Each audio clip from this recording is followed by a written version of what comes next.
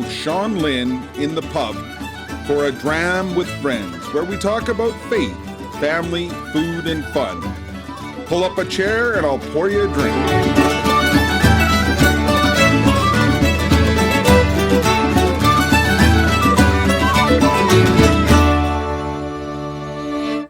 Episode 97. We are extremely blessed to welcome Joseph Ma, wonderful young man growing in faith. Sit back as I pour us a dram. I think you will enjoy the wisdom from this young man. So you ready? Yep. Okay. So I poured you a Glendalough, or Glendalough, depends how you pronounce it. It's an Irish whiskey, because you said you're a bit of a beginner. This is a great whiskey for just if you need to bring a bottle, and because it's not expensive, but full of flavor, and it's very approachable and easy entry level. So it's one of my favorites, and on a young man's salary, it's one that you can get and it won't break the bank. So Joseph, who is Joseph Ma? I'm Joseph Ma. I'm half Irish, half Chinese, Hong Kong Chinese. I'm the last in the family, the baby of the family. I'm a fourth year university student at St. Mary's, graduating next year. I've been in university for 5 years, though. That's been quite a time. I'm Catholic young adult, active in the chaplaincy here. I try to be active in my parish. Sometimes it's complicated with the chaplaincy and the parish. I'm more involved with the chaplaincy than the parish. That tends to how it is. Yeah, so. That's okay. And yeah, after my bachelor's is done, I plan on going and doing a master's in counseling at Divine Mercy University in Virginia. Oh, wow. Yeah. Well, it just so happens I've got some coworkers, well, one in Virginia, so we might have somebody that at least you'll know there. And that's the beauty of the work that we're doing with Heroic Men and God Squad, is creating those connections all across North America. And yeah, so you're a summer student for God Squad. Why'd you apply to be a summer student for God Squad? Well, I really enjoy male ministry. I really do. As like in psychology, it's not always a ministerial work, but one part I really enjoy about it is the main part, which is helping other people. And I think that's something that my family really ingrained into me. My dad's a doctor, my mom was a nurse. Everyone in my family has a desire to help people. And some have followed in their footsteps and been doctors, pursued a medical route. Most of the others have become psychologists. Oh, really? Yeah. So you're not going to be the first? No. And how many are there? So I have 7 siblings. There's 8 siblings. Oh, wow. 8 of us. Yeah. I had 8 children as well. So this is interesting. Mm-hmm. And in the Chinese culture, 8 is very lucky. It is a very lucky number. He brags about it all the time. I see. Yeah, him and I get along fine. And I was born in the year of the dragon. You'll have to tell him that. So. Oh. Well, so was he. Oh, was he? Yeah. Oh, wow. 52. So that's interesting. Yeah. So why is ministry to men important to a young man like yourself? Oh, for multiple reasons. I think growing up, I didn't necessarily think about the faith very much. I mostly thought about hockey, to be honest. Okay. I played hockey for 13 years, and at the end of high school, I was kind of at a loss as to where I was, because I was like, I studied so hard to get to a point of graduation, and then I was like, I have to just go and do more school, which I wasn't too excited about. Okay. And so I really lacked direction, and I really lacked purpose, and I wasn't really happy with kind of my life at that time. And so I started being more involved in the chaplaincy. I started going to spiritual direction with Father Cristino, actually, Okay. and involvement with CCO and taking their faith studies. And my faith quickly became more of a priority to myself. And I didn't just think about hockey. Yeah. But you still watch a little hockey. I still watch a little hockey. Do you play still? I haven't played for like 4 years, Okay. and I want to play in the fall. Oh, good. That's because it's important for men to have some of that outlet. And I played rugby and coached rugby for years. So it's okay to have these desires outside of our faith, and it's part of our faith, and that's an opportunity for us to evangelize as well. Absolutely. So that's exciting. And where do you where do you see yourself going with your psychology? I want to. There's a few things actually. I want to. So after the master's in counseling, I want to be a counselor. Okay. Essentially, I want to become a registered psychologist in Alberta. And for that, as of right now, I only need a master's. They might make it necessary to have a doctorate. Okay. So I'm hoping I beat that, and I just get away with the master's. And so after I get my master, or after I get registered as a psychologist, I'd like to practice there. But I also, after maybe a few years, I'd like to teach at St. Mary's potentially. Oh, that's awesome. Yeah. I'm sure St. Mary's will be happy to hear that. Yeah.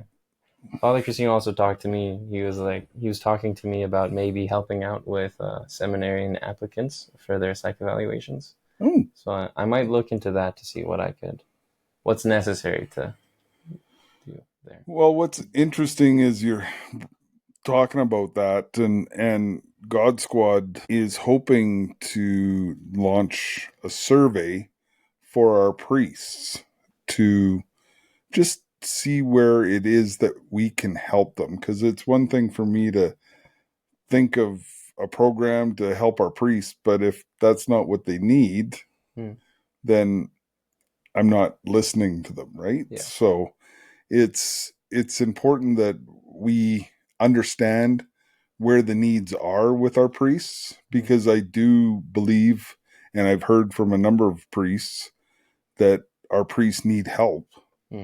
So that's where it's exciting. And I did 19 years of peer support training with the Calgary Police Service, and see the benefits of that mental health component, and very much the work we're doing, you and I, with God Squad Canada and Heroic Men, is intended to reach men.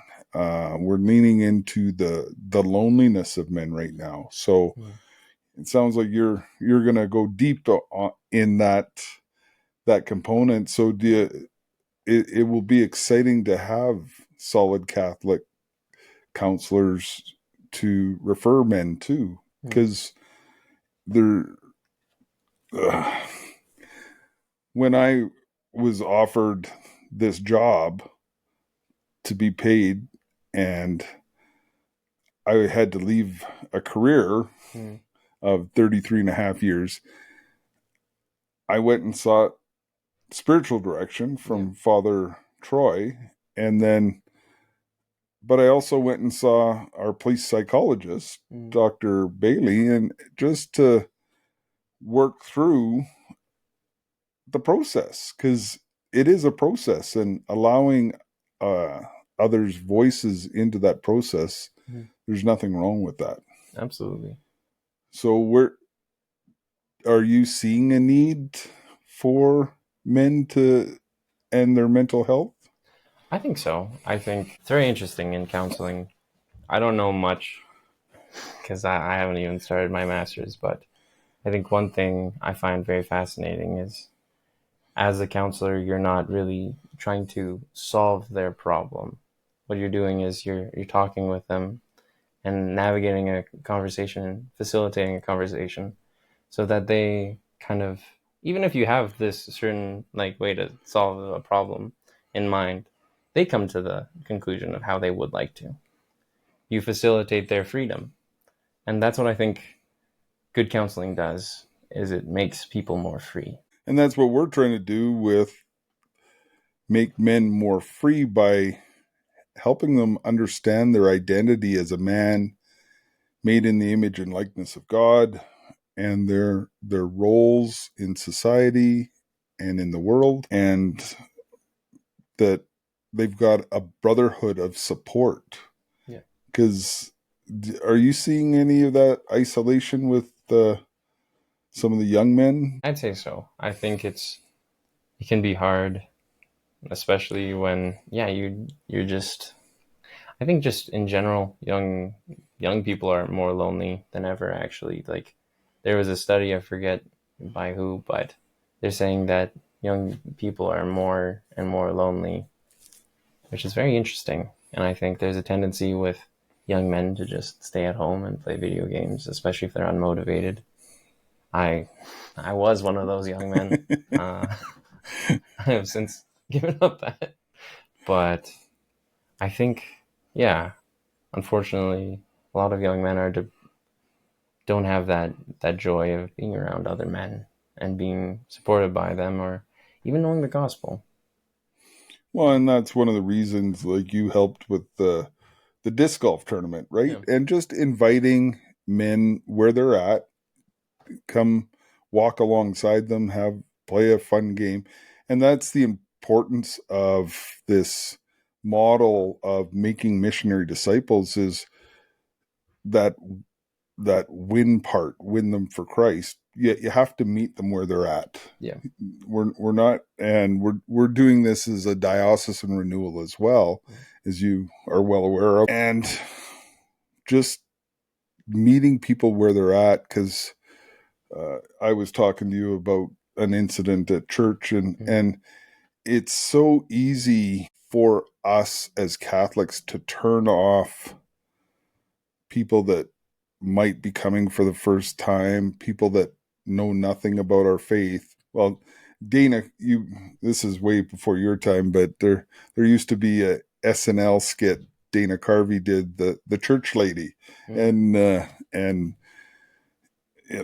going to hell. That's usually not the best way to start the conversation, right? No. So it's yeah. So there's lots of room for improvement there, and that's where we're hoping to ignite young men like yourself to take more of that leadership role and invite young men your age to join in.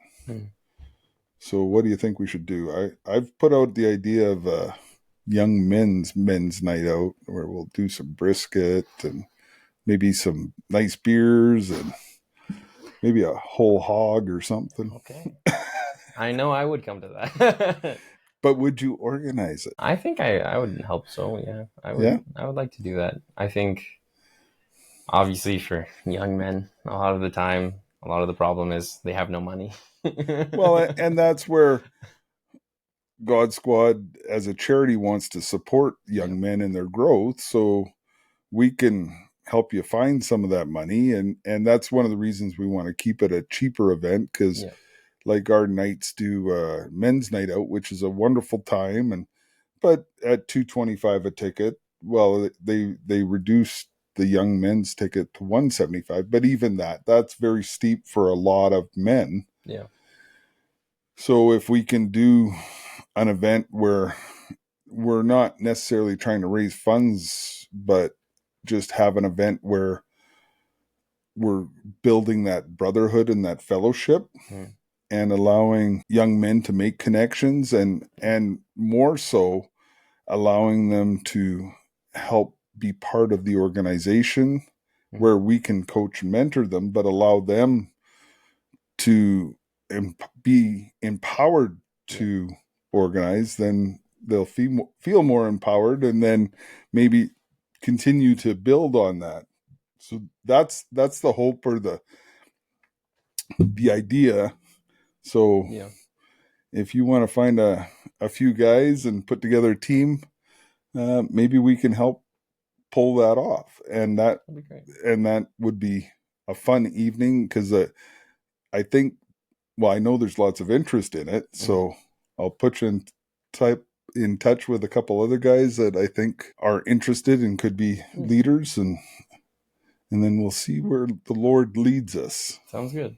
I look forward to that. And that's what we're trying to do with Heroic Men, and is just build up men to build up other men. And we just were down in California and went through Making Missionary Disciples, which is a book by Curtis Martin, which lays it out very succinctly and easily. And you've done the CCO's faith studies, and that's very much their model too, right? It's been a little while since I was involved with CCO. Yeah. Just because I switched universities to St. Mary's. But yeah, I led faith studies. I've worked with missionaries. They're very wonderful. And the missionary disciples are very intentional. I think that's one thing I really learned from them, is being intentional with the people you choose and making them feel valued and seen and heard, and bringing them to Christ and encouraging them, I think. Yeah. And what you're saying right there is one of the things that we've been talking about in our parish renewal, needing to do that with the people in the church. Like the people that are already coming, getting them activated, moving them along the continuum to more an activated disciple, as Jeff Cavins would call it, versus some would call it pew warmers, where they show up, do their obligation and leave. And some do it out of habit, some do it out of lack of formation. Because I think there's areas for improvement, especially with the RCIA, because the RCIA, we bring them into the church, do the hurrah, and then say, here's the keys, call us if you need us, kind of thing. And we don't foster and mentor that relationship further down the road. So that's where I'm excited in the future for us to go. So other than hockey, what do you do for fun? I play ultimate frisbee. Yeah, I do that. I'm actually in a summer league right now. Okay. So we play every Tuesday night. We played 2 days ago. We won that game. That was nice. We were undefeated until I think 3 weeks ago. So okay. But... Yes, he had to leave one of our barbecues early although that one, you didn't miss anything. So it's a good thing you went and played ultimate frisbee. What do you do? Like we talk about cooking. Have you tried your cooking skills much, or? I do like cooking. I used to spend way too much time on YouTube. Oh yeah? I watch like hours upon hours of cooking videos. And so my cooking adventure started with mushrooms, because I was convinced I could make them taste good. And I did succeed. Mushrooms are fantastic. They are absolutely delicious. I had only had not so great mushrooms until a certain point. But then after that, I think my favorite thing to cook is steak. So yeah, I think it's because it's my favorite thing to eat. All right. So what advice do you give the men out there on how to cook a good steak? Hot pan. Put the oil in after the pan is hot, and always use garlic powder. Oh, really? Salt, pepper, garlic powder. And that's a good seasoning for a steak. Salt, pepper, garlic powder. If you want to have a really good steak, salt it the night before, leave it in the fridge, and then take it out, because that's kind of like, I forget what it's called, dry brining? Yeah, dry brined. And then baste it in butter, always baste in butter. That's everything's better with butter. Everything's better with butter. Yeah. That's essentially how I cook my steak. I used to grab like rosemary and thyme, but then I never use all of it. So my mom got fed up of me getting rosemary and thyme.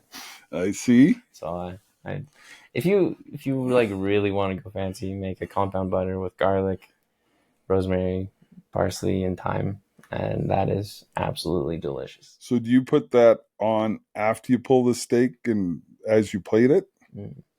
I think sometimes if I have it and I have a lot of it, I baste with it too. Okay.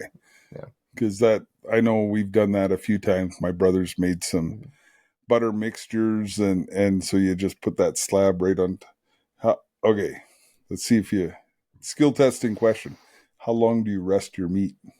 Well, you gotta go, I'd say, from like at least like at the very least 5 minutes, but like five. Also, how big is the steak? Actually, that's a better question. How big is the steak? Okay, okay, that's a fair question. Because if you're cooking, like, of course, the roast is probably around, I'd say, 30 minutes at least. Yeah, But if we're going we're steak, talking steaks here. we're talking steaks, then I'd say 8 to 10, depending on the thickness. Look at you. He's right on the money, gentlemen. Just so you know, this is one of the steps that a lot of us don't know or don't do is resting meat, because that's where it gives the meat a chance to draw all those juices in and reabsorb them or rest it, and so that when you cut into your steak it doesn't become a plate full of red juice. So Yeah. what, how do you cook,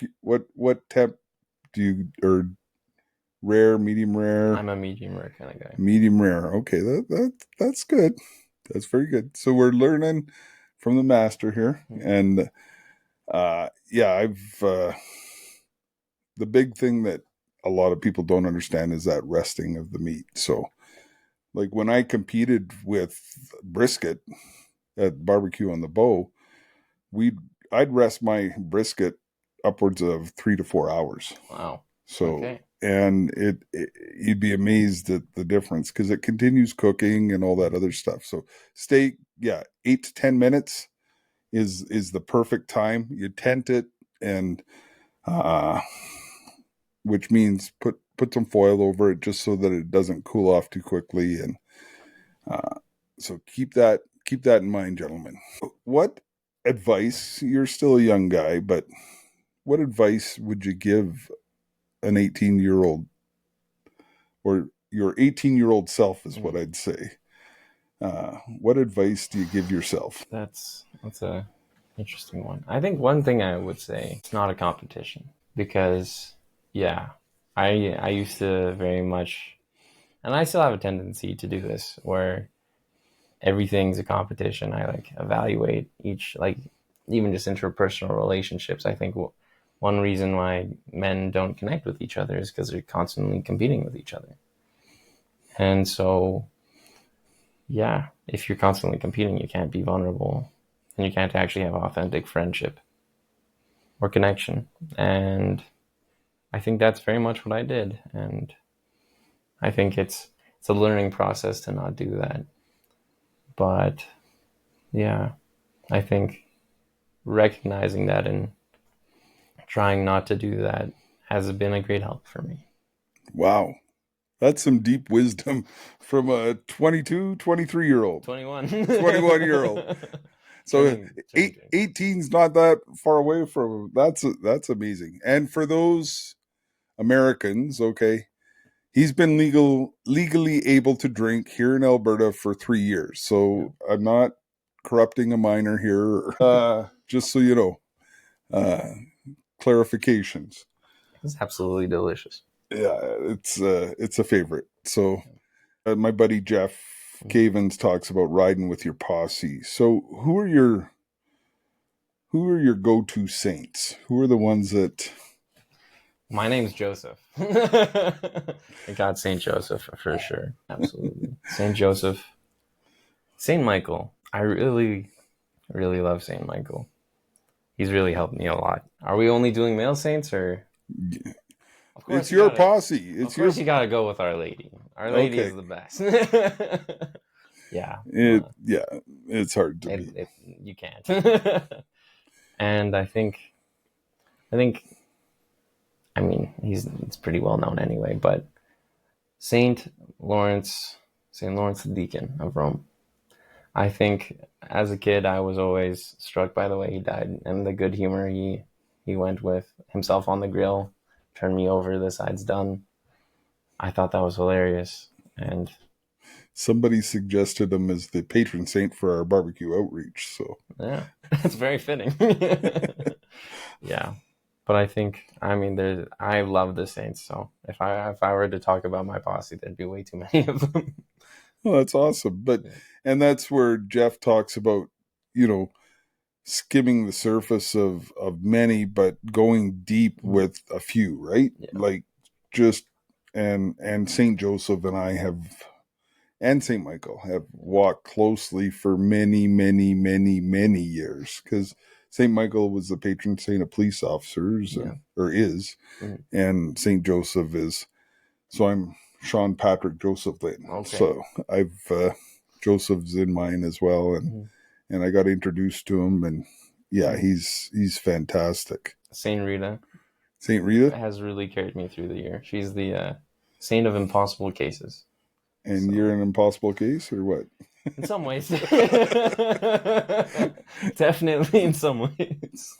Yeah. So I thought Saint Jude was impossible causes. His is forget, but there's a difference. So hers is like impossible, and his are like hopeless. That's what it is. Oh, Hopeless okay. cases. So he's for hopeless cases. Saint Rita's for impossible cases. Okay.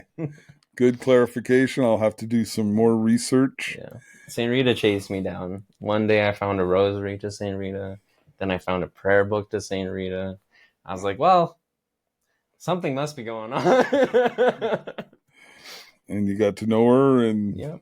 Yep. she's pretty good to hang out with, is she? She's very good to hang out. Okay, I'll have to have a look at that. So thanks for coming into the pub.